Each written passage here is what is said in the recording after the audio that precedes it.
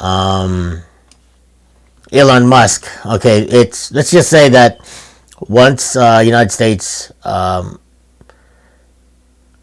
once the United States falls, the whole world's done. Let's just put it that way. I don't want to go too deep into politics and I got to tiptoe around what I got to say, especially on BombTube. I can't talk too much about politics and how deep it is because my platform isn't big enough and and we're on the other side of the border. So just read my lingo and follow the lines, and I will say something that'll say a little bit different than the original saying of what I gotta say. So I gotta kind of like tiptoe, watch what I say, so that censorship is big on this platform. Okay, guys. So, but anyway, let's go talk about Elon Musk, and everybody's talking about Elon Musk because what did he do? He bought Twitter, so good for him. I did talk about that in my last couple other videos before. Oh, anyway, I hope everyone had a great Halloween, and it was not too good in my side of town because not too many kids were out. For some reason, it seems like that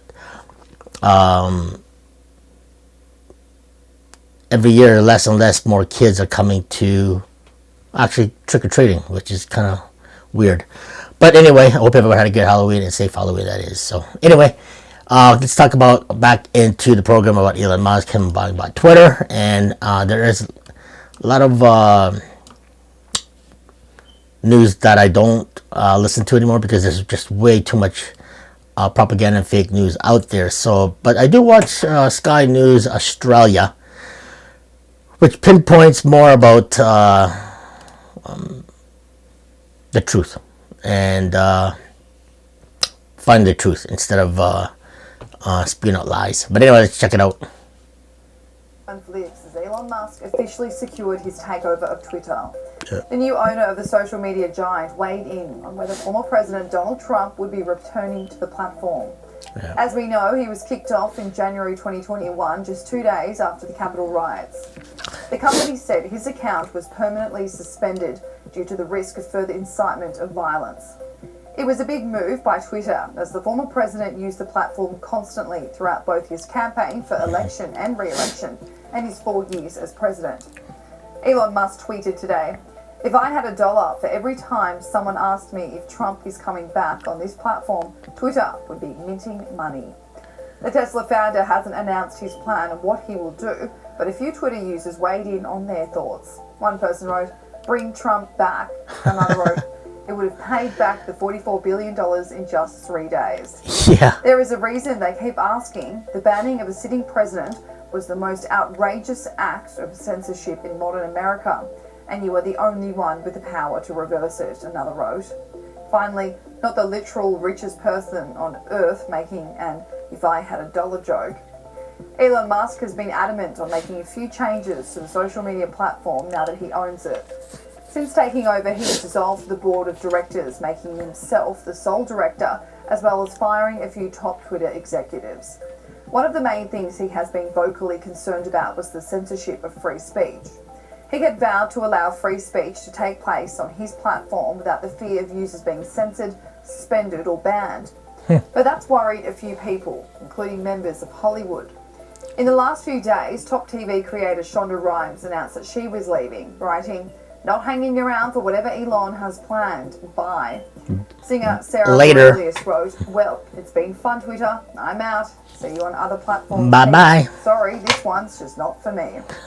Tony Braxton wrote, "I'm shocked and appalled at some of the free speech I've seen on this platform since its acquisition. Hate speech under the veil of free speech is unacceptable. Therefore, I'm choosing to stay off Twitter as it is no longer a safe space for myself, my sons and other POC." Josh Gad wrote, "Large exodus happening on this platform. Not sure if I stay or not. Leaning towards staying. But if today is a sign of things to come, not sure what the point is. Freedom of speech is great. Hate speech intended to incite harm with no consequences ain't what I signed up for." Fox News' The Five weighed in on the exodus of celebrities leaving the platform. It used to be they could just take the ball and go home, but here's a case where it's not their ball. it's now everybody's ball, and they don't like sharing it. It does kind of annoy me in the sense that we've been used to this as a non-liberal for our entire lives. We have to listen to the award shows. We got to watch TVs where they're inculcating all sorts of like propaganda, liberal propaganda. Watch TV, read the press. We are soaking in liberal bias our entire lives, but we kind of live with it. We're not crying. And I like Elon, the fact that he is in charge of Twitter, but he's also a troll. Yeah. He's How also a many troll. people, like he literally is on Twitter all the time trolling people, making fun He's of people. trolling. It's extremely healthy. That's hilarious. To have a subversive, a subversive platform. You know, it's making all these rich people nervous. It's got to be good for something. So there you go. That's great, man. You're talking multi-billionaire trolling people, and it's just like POTUS too. So anybody who's got in that caliber or high up there, not epsilon, but is in the good side, in the right hands, and know what's right and wrong, use common sense, is going to troll about their platform, especially if you're going to spend that kind of money on Twitter. So I myself deleted my profile last year, so I didn't know Elon Musk was going to take over. So I'm going to reinstate it maybe later on and see how I feel, how things progress about how he's going to change the platform without being censored like left and right. Everything I say and do about Twitter in the past 10 years, I was on Twitter. It was always censored or blocked. So it's like, why even bother go on it, man? And the other platforms, I was banned and I was deleted as well too. So I couldn't stand it anymore. So you gotta basically tiptoe what you gotta say, move around it, hustle and bustle, and pinpoint. So instead of, I always say politics. So that's my other way of saying it, or the chimichanga, or or chapa chipa for or liquid diet. So those are other kind of things, lingos that I use so that people understand what I say about getting this, the liquid diet, or the chimichanga.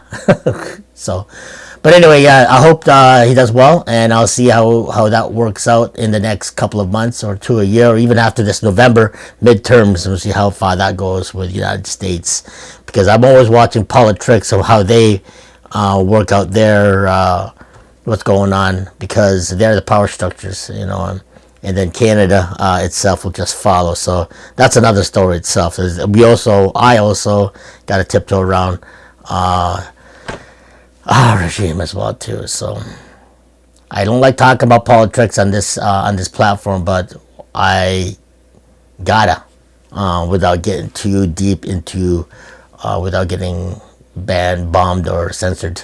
Do you know what I'm saying? So yeah. So also with Carrie Lake, which I adore her because she used to be a news anchor, and a very well news anchor that is too, conservative, God-fearing woman, and now is in the political realm, and she's doing very well, and she is another force to be reckoned with. So is another video that we will talk about Carrie Lake, but so far she is doing absolutely awesome. So okay guys, so thanks for watching me today on this short but sweet video about politics and how things are gonna unfold in the midterms in the USA, and see how that works. Don't forget, use your common sense. I gotta be your guide, and stay well. Bye for now. God bless. Godspeed. We'll see you in the next video. Bye.